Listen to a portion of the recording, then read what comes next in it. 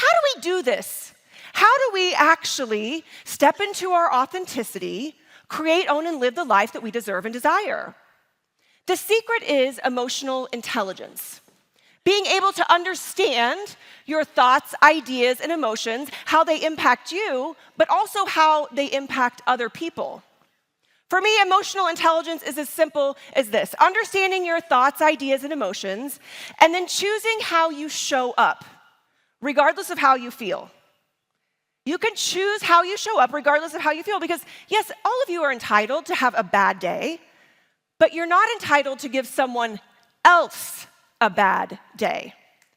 This is emotional intelligence. Earlier, someone was talking about if someone has that magnetic it factor, most likely they have a very high sense of emotional intelligence. They make you feel good. They give you a compliment. They smile at you. They make you feel like anything is possible and that there's enough success for all of you. Be who you came to be is really this highest sense of emotional intelligence. Because if you can go all in on the exact person that you were put on this earth to be, you could slay your self-sabotaging beliefs, you could elevate your self-awareness, you could increase your interpersonal skills, your empathy towards others, and you could go all in on your passions and purpose. And today, my goal is to help you be who you came to be. Are you ready? Yeah? Let's talk just a little bit more about emotional intelligence and why it's so important. Emotional intelligence is responsible for 58% of your success. 58%. Yes, you're lucky that you have some of the smartest engineers and innovators on the planet working behind the scenes to create amazing products for you to go out and sell. But how you present is ultimately what's going to dictate your success. Salespeople with high EQ bring in 2 times more revenue. And in your business, that is also 2 times more recruits. They're recruiting twice as many people, and they're selling twice as much. Why? Because they're likable, right? We love to buy stuff from people that we like. We love to go into business with people who believe in us and make us feel seen and like we can accomplish anything. But here's my favorite emotional intelligence statistic. 80% of customers say that the experience that a company provides is just as important as the products and services. When you think about Lavie Lights, what is the experience? You. You're the experience. Yes, they might think of the products and the services and all that, but ultimately they are seeing your face because you're the face of the company. You're the one who is out sharing and creating experiences for people and individuals. And here's what they found. They have found that you can actually control your thoughts and ideas.